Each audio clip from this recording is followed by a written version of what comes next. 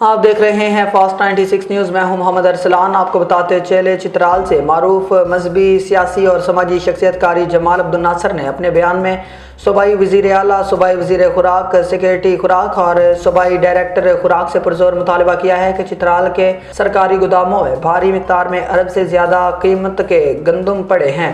گندم کا نرخ زیادہ ہونے کی وجہ سے لوگ پہلے خرید نہ سکے، کیونکہ اس وقت مارکیٹ میں سستا آٹا ملنے کی وجہ سے یہ گندم پڑی ہے۔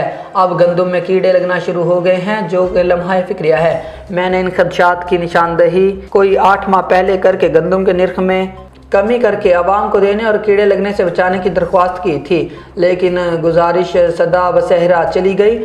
لہٰذا اب بھی صوبائی حکومت عوام کو ریلیف دے کر کم قیمت پر سرکاری گندم فراہم کر کے سرکاری خزانے کو کروڑوں روپے کے نقصان سے بچانے کی کوشش کرے، ورنہ گندم خراب ہونے کی صورت میں انسان کے کھانے کے قابل نہیں رہیں گے اور نہ ہی دریا برد ہوں گے، البتہ جلانے کے قابل ہوں گے۔ لہٰذا اس اہم مسئلے کے حل پر فوری توجہ دی جائے۔